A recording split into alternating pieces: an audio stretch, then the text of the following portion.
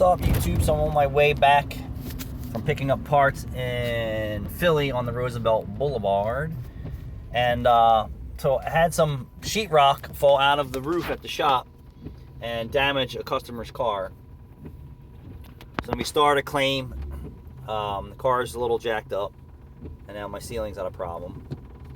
And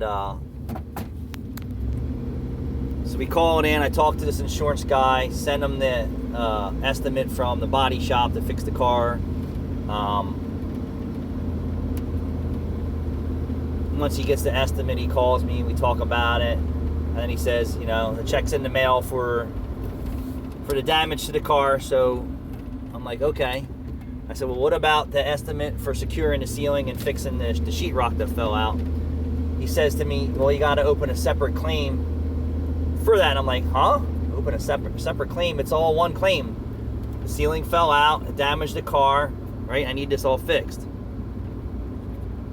So he goes, now you got to open another claim for the building side of it. I'm like, okay, well, open a claim for the building side, and you know, call me and let me know what I need to do next. So vehicle damage, building claim, checks in the mail for the car. So then we get another phone call back that agent is no longer on the case. Well, why? Okay, so we don't get into that yet.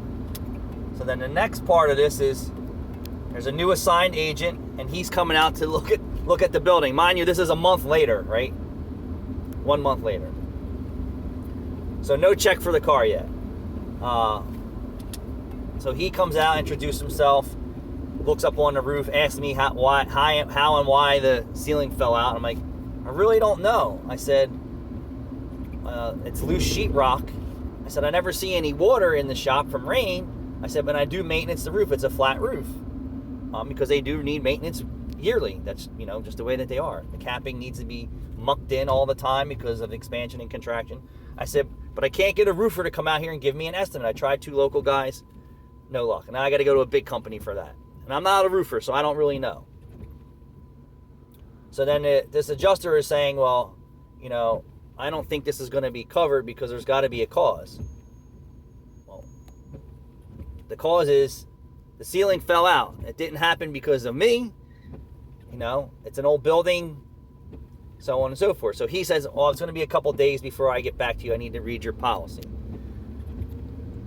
So now, like, I'm getting concerned. Like, the first insurance adjuster said, I'm going to send a check for the customer damage. That never happened. Then he's off the case. He said that I needed to open 2 claims. Now they're saying I only need to have 1 claim. And now I'm concerned that I'm being misrepresented from the insurance company. Well, I've already had the adjuster tell me that they're going to pay the vehicle damage and there's no check. And then now they're not doing anything, and then this guy comes up to show up to take pictures of the shop and all this stuff, and he's hinting around that he doesn't think this is covered.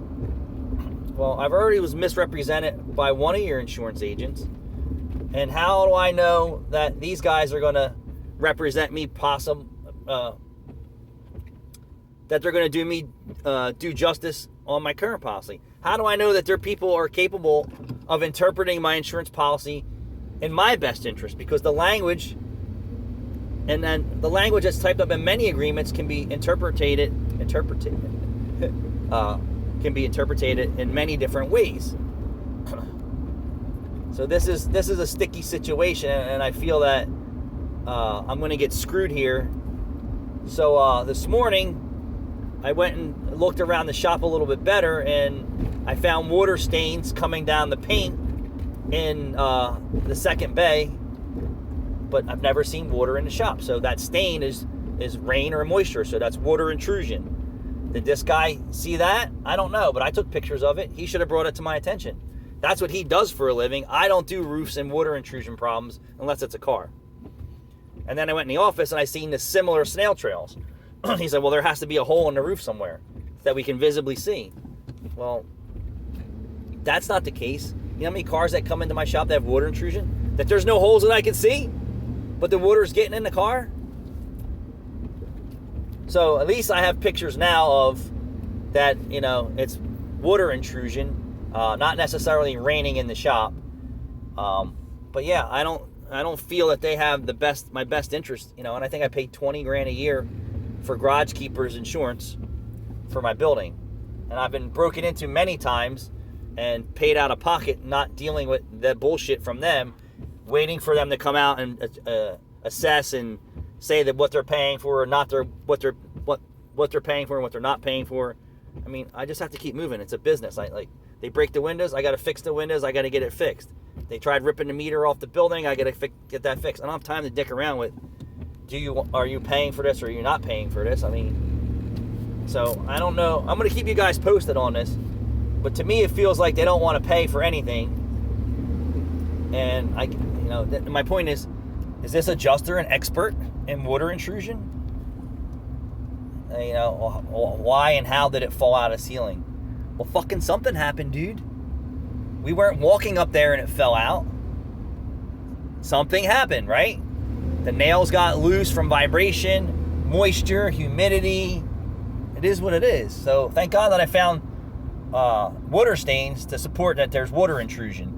And just because they don't see holes in my roof, dude, I go up there and maintenance it. That's why you don't see holes in the roof. Is there cracks in the joints? Yeah, but I muck them over every year because that's what you need to do to a flat roof. You need to maintain it. And I've been maintaining it for years, but I can't stop, what has happened. So I'll keep you guys posted. Thanks for watching.